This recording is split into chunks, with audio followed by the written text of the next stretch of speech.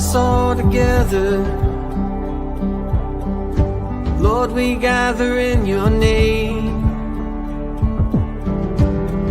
as children of a sovereign God. Forever we proclaim, to God be all glory. Good afternoon. How you doing? It is Monday, June 30th, 2025. Welcome to episode 366 of The Thinking Theologian as we continue our journey through the scriptures. So today we read Psalms 90 through 95. The title of today is A Great King Above All Gods.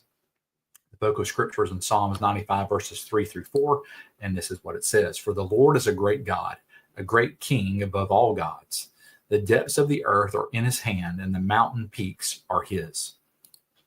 And so having perspective matters when it comes to life and decisions. It definitely is true when thinking about the greatness of God. I had the privilege recently to ascend a very high peak. Got to hike part of it, drove a lot of it, hiked the kind of last little section of it. And I was over 6,000 feet above sea level, the highest place I've ever been in my life. I got to see views I've never seen in person before, and it was glorious. It was just a magnificent thing to see. I got to look at God's creative handiwork. I got to see what he does and how he forms the world to his desire and his liking. It reminded me that there is no God like him at all. Nothing compares to him, even other man-made gods. Now, when I say there's no God like him at all, I understand there's only one God.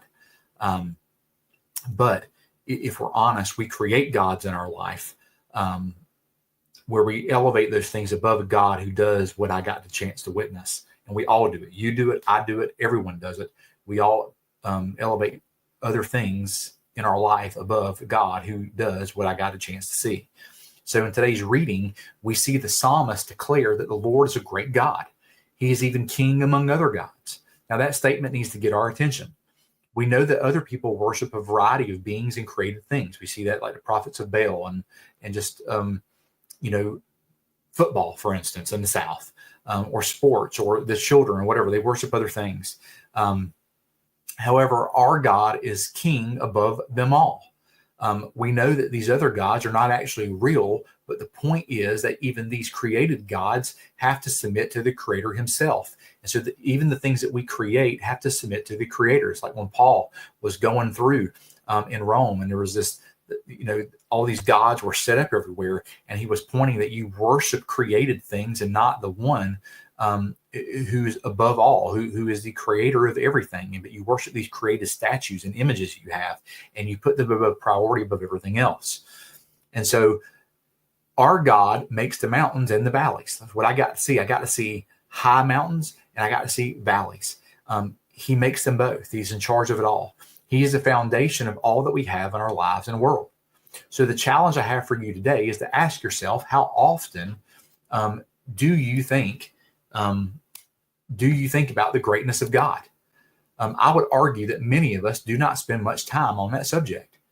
Our thoughts are consumed by our wants and our needs. Our prayers are focused on things getting done for us or our situations.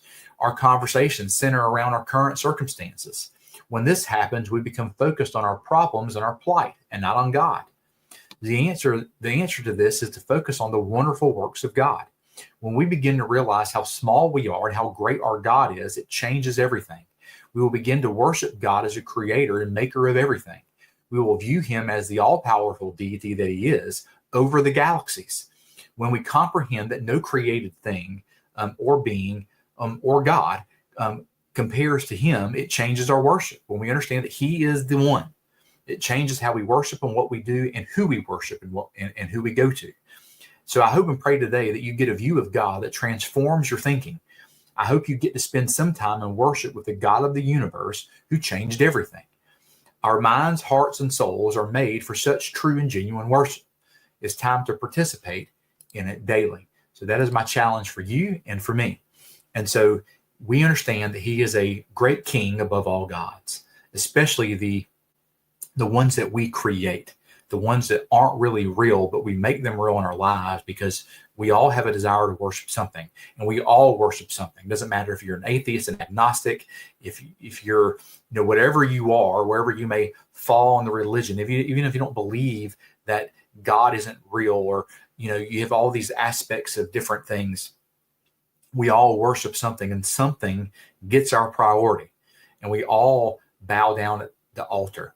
And so we have to ask ourselves, what are we bowing down to? And God is greater than all of these created things and all these things that go on that people make a priority, because we all do it. Even good things we worship, and we create in our lives that we worship. It needs to be adjusted and brought to. And that's what we're seeing today, that God is above all these things, and we need to humble ourselves and worship the one true God. So thank you for being with us today. Tomorrow we'll be in Psalms 96 through 102. Have a good day, and I'll see you.